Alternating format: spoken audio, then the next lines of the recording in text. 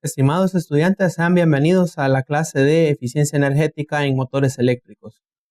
Este equipo desde su invención ha generado una versatilidad tan grande porque permite transformar la energía eléctrica en energía de tipo mecánico. El dispositivo se utiliza en una gran cantidad de sectores en la industria, tales como en sistemas que tienen bombas, compresores, ventiladores, maquinarias, vehículos, entre otros elementos. Y resulta destacar el hecho de que aproximadamente el 60% de la energía que tenemos del consumo a nivel mundial se ve reflejada prácticamente en motores eléctricos. Entonces, es un dispositivo que de hecho pues puede pasar desapercibido, ¿no? Pero prácticamente es la fuerza motriz de todos los sistemas que nosotros tenemos en la actualidad. Ahora, para entender las medidas de ahorro energético, nosotros debemos entender cuál es el principio de funcionamiento del equipo. Este elemento siempre se hace necesario estudiarlo. Ahora, el motor generalmente se compone de una parte que permanece fija, que se conoce con el nombre de estator, y la parte que gira se le conoce con el nombre de rotor. Esto de forma mecánica. En la parte eléctrica, es un dispositivo que prácticamente convierte la energía de tipo eléctrica en magnética y posteriormente se convierte en mecánica. El elemento que permanece fijo en la parte eléctrica se le conoce como inducido, mientras que el inductor es el que nosotros tenemos al centro.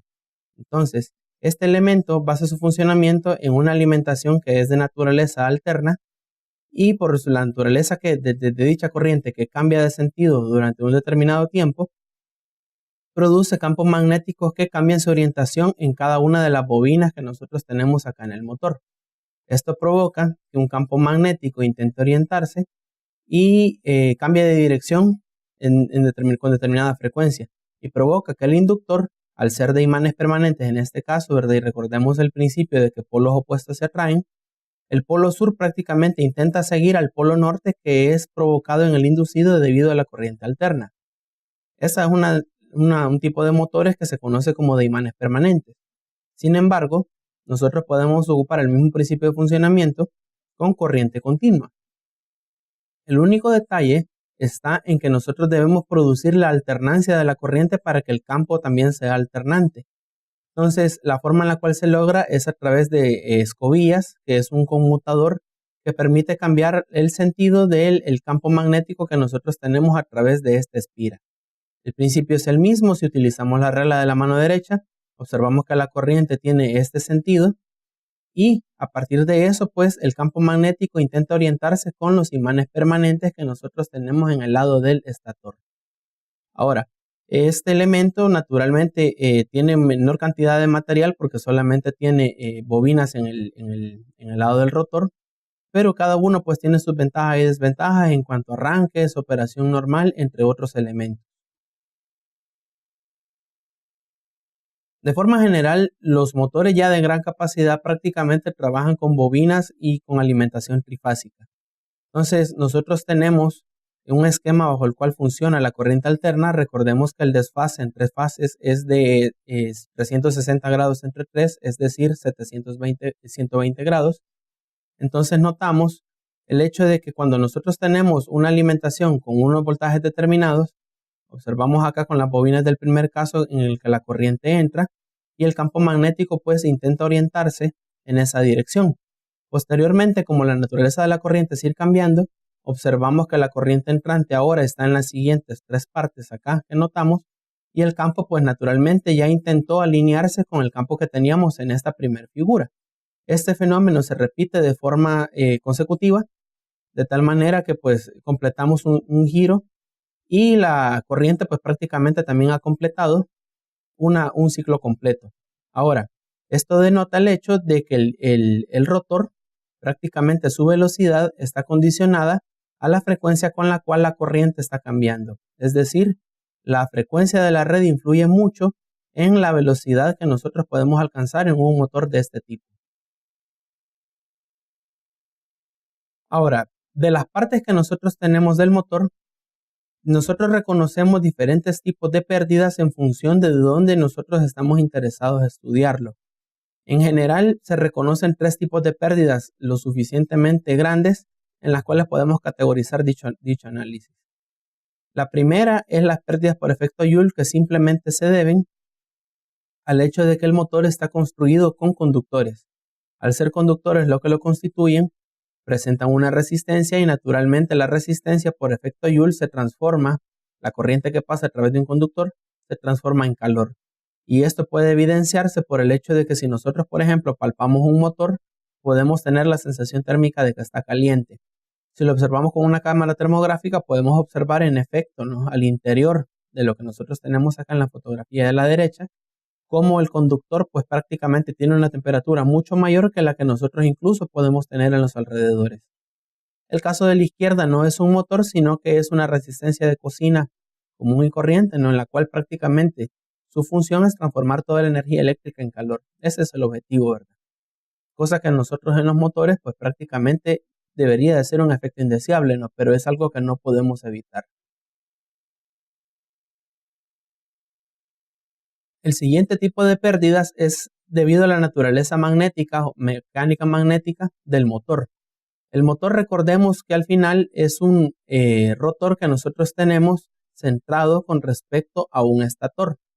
Entonces, si en este caso el estator es el que está generando el campo, según los esquemas que vimos anteriormente, el campo debe atravesar tanto la parte metálica, en la cual es muy eficiente la transmisión del campo magnético, pero debe pasar una pequeñísima capa de aire. Esta pequeña capa de aire, pues, debido a su permeabilidad magnética, que es un indicio de la resistencia de un material a la transmisión del campo magnético, provoca naturalmente que la transmisión se reduzca un poco entre el rotor y el estator. Entonces, tenemos que tener en cuenta eso porque el espacio es inevitable quitárselo porque el rotor debe estar obviamente físicamente separado del estator. Pero en la medida de lo posible, pues esta pérdida magnética pues se ve incrementada por la presencia, como dijimos, del espacio que existe entre rotor y estator, entre otros elementos que incluso incluyen las imperfecciones que los materiales metálicos tienen en la parte del rotor y el estator respectivamente. El tercer tipo de pérdida reside en el hecho de que todo elemento mecánico que posee movimiento relativo con respecto a otra pieza siempre va a presentar fricción, y el caso del motor no es la excepción.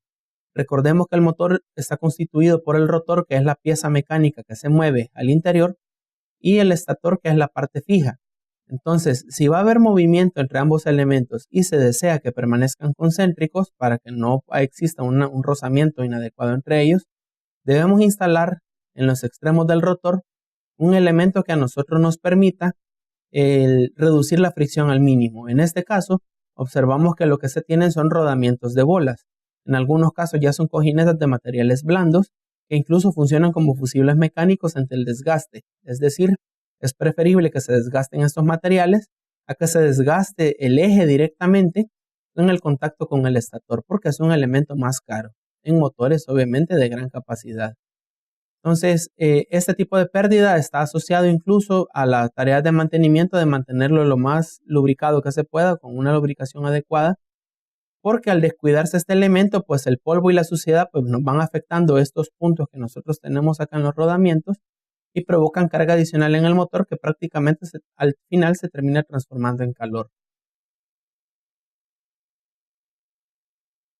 En cuanto también al principio de funcionamiento, tenemos que hacer referencia incluso al régimen y al modo en el que el motor trabaja.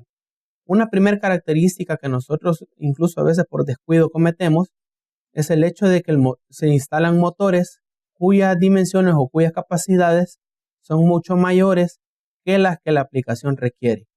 Entonces, el dimensionamiento adecuado tiene que ser una cuestión sumamente importante debido a que si nosotros instalamos un motor de gran capacidad con baja carga o al contrario, no de pequeña capacidad con gran carga, podemos provocar aumentos en la corriente debido al mismo principio de trabajo del motor. Entonces observamos en esta gráfica en la que tenemos ilustrada la corriente y la velocidad, en la cual si nosotros aumentamos más la carga, la velocidad del motor se reduce y al reducirse naturalmente, el efecto de la corriente aumenta. Nosotros podemos tener, por ejemplo, una velocidad nominal a la cual sabemos que por placas el motor va a consumir una determinada corriente. Pero al reducirse la velocidad hasta un valor W sub I, entonces notamos nosotros que esto provoca un aumento de la corriente que prácticamente va a ser mayor que el valor nominal.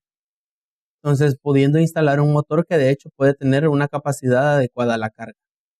Y lo otro, pues, es, como lo acabamos de comentar, es el hecho de que los motores hay que tener en cuenta si la carga que van a manejar es de forma parcial, si va a ser de carga total, si la carga va a variar con el tiempo incluso, o si va a permanecer prácticamente constante con el tiempo, o si van a haber tiempos en los cuales vamos a tener una pequeña sobrecarga del motor, es decir, una demanda un poco mayor que la que tiene este en valores nominales en placa. El otro factor que también influye es la alimentación misma del motor. La alimentación del motor tiene mucho que ver porque influye en aspectos tales como el arranque y las condiciones normales de operación. Generalmente, como nosotros ilustramos en el esquema anterior, nosotros tenemos un motor en el caso de que tenga alimentación trifásica y notamos que en el estator pues nosotros tenemos las bobinas de cada una de las fases. Recordemos que las fases no se conectan entre sí. Entonces, cuando los motores vienen generalmente, cada una de las fases se representa con un bobinado, que nosotros podemos representar, por ejemplo, el bobinado U con sus terminales U1 y U2, el bobinado V, que tiene sus terminales V1 y V2, y el bobinado 3, que es representado con la letra W, cuyas terminales serán W1 y W2. Entonces, como nosotros tenemos las 6 terminales en la entrada del motor, nosotros podemos escoger si la conexión entre ellas es de tipo estrella o es de tipo delta. Diferencias entre cada una, observamos que en la conexión estrella alimentamos las 3 fases, la R, la S y la T, y conectamos el otro terminal de cada bobina a un punto común. Generalmente, este tipo de instalaciones provoca que el voltaje que nosotros tenemos de la red prácticamente se aporta a cada una de las fases, porque esta que nosotros tenemos al centro es un cuarto conductor que nosotros llamamos el neutro. En cuanto a la conexión delta, por el contrario, lo que se hace es que se unen las terminales de cada una de las bobinas, así como notamos acá, y en el vértice del triángulo alimentamos cada una de las fases.